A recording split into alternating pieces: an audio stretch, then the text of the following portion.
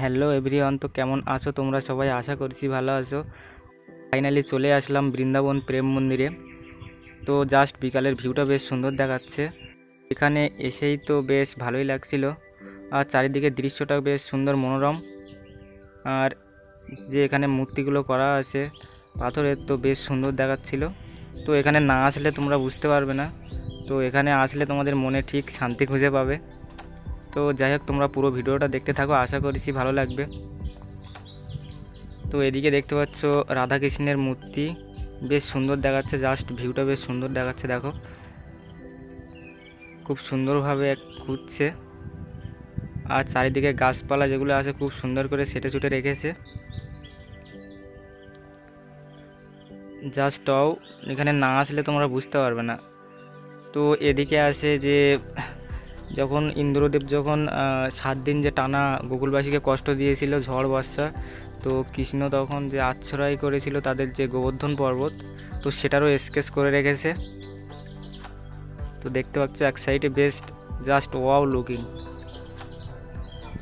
এটা দেখেই তো আমার খুব ভালোই লাগছিল, বেশ সুন্দর দেখাচ্ছে।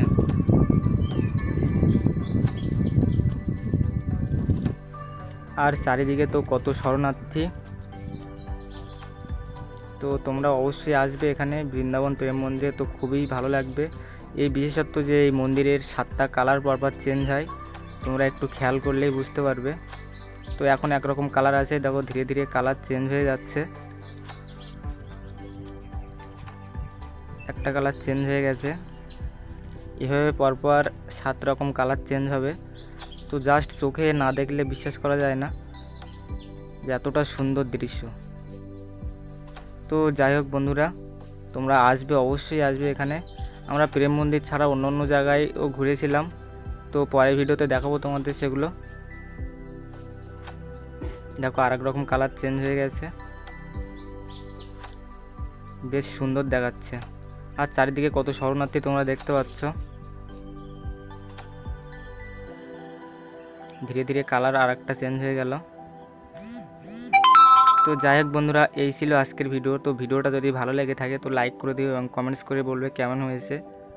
যাই হোক, দেখা হচ্ছে পরের ভিডিওতে।